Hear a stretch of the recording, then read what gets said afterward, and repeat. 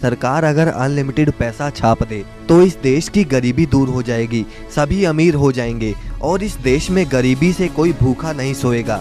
अब आपको मैं बता दूं कि जिम्बाब्वे देश के गवर्नमेंट ने सेम यही डिसीजन लिया था कि वो अब अनलिमिटेड पैसा छापकर अपने सारे कर्जे चुका देंगे और सारा देश ही अमीर कर देंगे। लेकिन जब उन्होंने ऐसा किया तो आप उस समय की इस तस्वीर को देखिए। अब आप ये सोच रहे होंगे कि वहाँ पर तो बच्चा बच्चा अमीर हो गया, लेकिन आपको शायद ये बात नहीं पता कि ये बच्चा इतने सारे पैसे से सिर्फ एक ब्रेड का पैकेट खरीदने जा रहा है। यानी कि वहाँ पर उसके बाद एक ब्रेड का पैकेट ही इतना महंगा हो गया कि वहाँ पर छापे गए पैसे भी किसी काम के ना रहे। यानी कि अगर सरकार अनलिमिटेड पैसा छापती है तो उसका नतीजा होगा देश में महंगाई, और तो और उन पैसों की कोई वैल्यू ही नहीं रहेगी। अब दोस्तों, आपके मन में भी ये सवाल आ रहा होगा कि आखिर पैसों को सरकार छापती कैसे है। तो चलिए आज की इस वीडियो में हम ये बात करते हैं कि सरकार कैसे इतने सारे नोटों को छापती है। लेकिन उससे पहले अगर आप इस चैनल पर नए हैं तो इसे सब्सक्राइब करके बेल आइकन को प्रेस करना ना भूलें। तो चलिए वीडियो को शुरू करते हैं। तो दोस्तों, सबसे पहले फैक्ट्री में कॉटन्स के बड़े बड़े बंडल्स आते हैं और अब इन कॉटन के बड़े बड़े ब्लॉक्स को अच्छे से मैश कर दिया जाता है। प्रॉपर मैश होने के बाद उस कॉटन को पहले पेपर और पानी के बहुत बड़े ड्रम्स में फेंका जाता है ताकि इनसे बनने वाले नोटों में जान आ जाए, उसकी स्ट्रेंथ बढ़ जाए। अब उसमें से सारे पानी को निकालने के बाद उसे एक मशीन में डाला जाता है जो कि उस सारे मिक्सचर को दबा दबा कर पेपर बना देता है।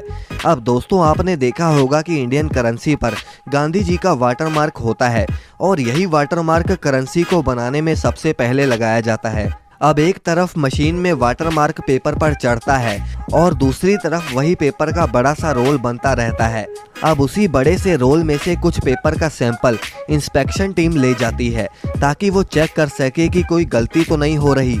अब उस बड़े से मदर रोल को 3 रोल्स में कटिंग कर लिया जाता है जिससे उन्हें आगे का प्रोसेस इजी रहे।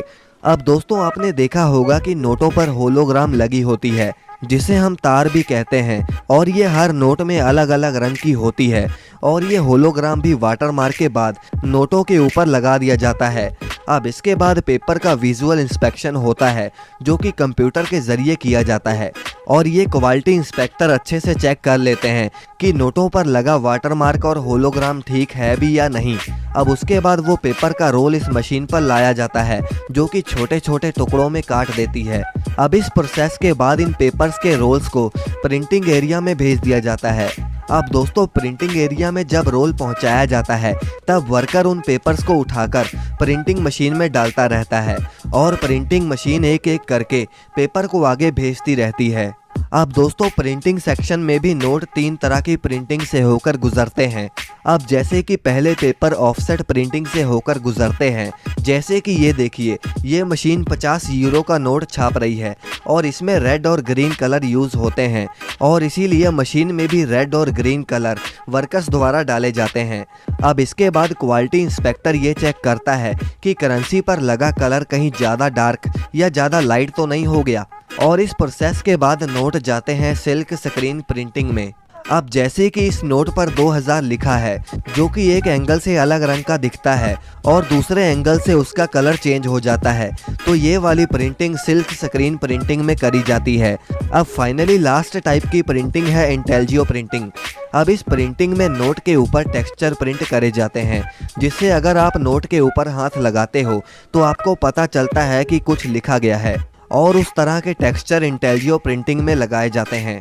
अब प्रिंटिंग के बाद नोटों को कटिंग मशीन में भेजा जाता है जहां पर नोटों को प्रॉपर साइजेस में काट दिया जाता है और फिर वो नोट पैकेजिंग के बाद बड़े बड़े कंटेनर्स में भेजकर अलग अलग बैंक्स में भेज दिए जाते हैं